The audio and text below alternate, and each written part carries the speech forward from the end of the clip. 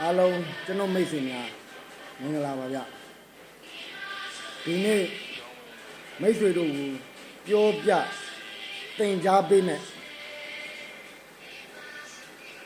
ဂမယရရနီးလေးဓာတ်စင်တဲ့နီလန်းလေးကျွန်တော်ပြောပြပေးမယ်ဒါကတော့မိတ်ဆွေတို့ရဲ့အလုပ်ခန်းမိတ်ဆွေတို့ရဲ့ဆိုင်ငန်းမိတ်ဆွေတို့ရဲ့ကော်မတီစတဲ့နေရာတွေမှာလူတွေဝင်အောင်လူတွေနဲ့ပတ်သက်ပြီးတော့စီအောင်စီးပွားရေးတွေတစ်နေ့တစ်ခြားဒီရဲ့လားနဲ့ပတ်သက်ပြီးတိုးတက်လာအောင်နောက်တစ်ခုမိမိကိုတိုက်ခိုက်တဲ့အတိုက်ခိုက်မှန်သမျှပြိုလဲကျသွားမိမိကိုဘလို့တိုက်ခိုက်မိမိရတာအမြဲတမ်းနိုင်နေတဲ့နီလန်းကောင်းလေးတစ်ခုကျွန်တော်ပြောပြပါပြီ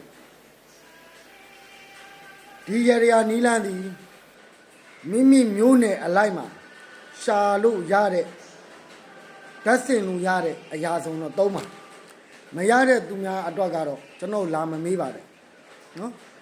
ကျွန်တော်ကဟောလေးလို့တင်ဟောလေးပဲသုံးပါမိုင်းလို့ရလားလို့လေပိုပလင်းရလားလို့လာမမေးပါနဲ့ကျွန်တော်ဖြေရှားပြီးမှမဟုတ်ကျွန်တော်ပြောတဲ့စကားသည်ဗမာစကားကိုဗမာလိုပဲကျွန်တော်ကပြောပြတာနော်အဲ့တော့အခုသုံးရမယ်နီလန်းလေးဟာဂုံညင်းတို့တောရက်တွေမှာရှိပါတယ်မျိုးတွေမှာရှိကြမှာရှိမယ်ဒါပေမဲ့တကယ်လှုပ်ချင်တဲ့သူကြတော့တောရက်မှာဆွေမျိုးမိတ်ဆွေအပေါင်းအသင်းတငယ်ချင်းရှင်ရအောင်ရှာတယ်အဲ့တော့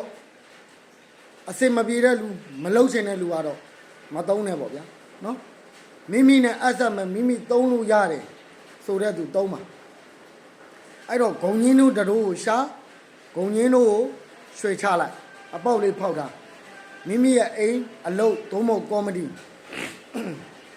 စတဲ့နေရာတွေမှာချိတ်ထား